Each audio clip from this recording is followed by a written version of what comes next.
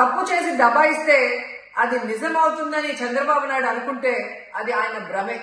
జనాన్ని మాయ చేసినట్టు శ్రీవారిని మోసం చేయాలంటే కుదరదన్న విషయం చంద్రబాబు నాయుడు తెలుసుకోవాలి.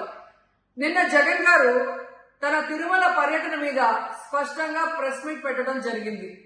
అయినా దాన్ని ఒప్పుకోకుండా చంద్రబాబు నాయుడు తప్పుల మీద తప్పులు చేస్తూ మళ్లీ మాట్లాడతాడు.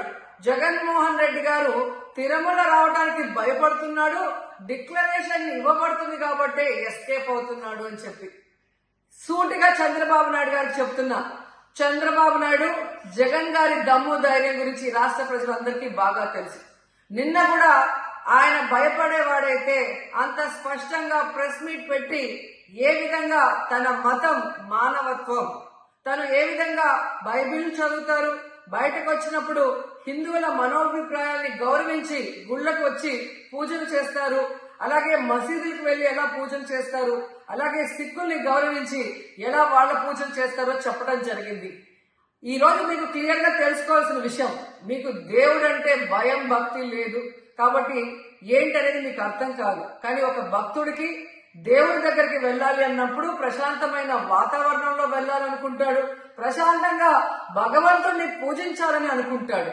కానీ ఈ రోజు మీరు జగన్మోహన్ రెడ్డి గారు తిరుమలకు వస్తానని అనౌన్స్ చేసిన దగ్గర నుంచి బీజేపీలో కొందరు, జనసేన, తెలుగుదేశం పార్టీ ఎలా అలజడి సృష్టిస్తున్నారో అందరూ కూడా గమనిస్తున్నారు. ఏ విధంగా అలిపిరి దగ్గర మేము అటాక్ చేస్తాం, అడ్డుకుంటామని చెప్పటం, అలాగే వైఎస్ఆర్ కాంగ్రెస్ పార్టీ నాయకులందరికీ, కార్యకర్తలందరికీ నోటీసులు ఇచ్చి జగన్మోహన్ రెడ్డి గారి పర్యటనకి పర్మిషన్ లేదు కాబట్టి ఎవరొచ్చినా అరెస్ట్ చేస్తామన్నట్టుగా భయభ్రాంతులకు మీరు ఎలా గురి చేశారు. అండ్ ఈరోజు కుల రాజకీయాలు చేసి రాష్ట్రాన్ని భ్రష్టు పట్టించడమే కాకుండా మత రాజకీయాలు కూడా మీరు ఎలా చేస్తున్నారో అందరూ కూడా గమనిస్తున్నారు. ఇలాంటి వాతావరణంలో దర్శనం చేసుకోలేము కాబట్టే జగన్మోహన్ రెడ్డి గారు ఏ విధంగా ఆ తిరుమల ట్రిప్ ని క్యాన్సిల్ చేసి తన అభిప్రాయాల్ని ప్రెస్ ద్వారా ప్రజలకి తెలియజేయడం జరిగింది. సో నిజమైన భక్తుడు జగన్మోహన్ రెడ్డి గారు ఎప్పుడైనా మళ్లీ వెళ్లి వెంకటేశ్వర స్వామిని దర్శించుకోగలరు. 5 సంవత్సరాలు తన తండ్రి మరి ముఖ్యమంత్రిగా వెంకటేశ్వర స్వామికి పట్టు వస్త్రాలు ఇచ్చారు. జగన్మోహన్ రెడ్డి గారు 5 సంవత్సరాలు మరి పట్టు వస్త్రాలు ఇచ్చిన తర్వాత ఈ నీచమైన రాజకీయాలు చేస్తూ డిక్లరేషన్ పేరుతో మీరు మాట్లాడుతూ ఎవరు అడ్డుకున్నారు అని చెప్పి మళ్లీ దిగజారుడు రాజకీయాలు చేస్తున్నారు.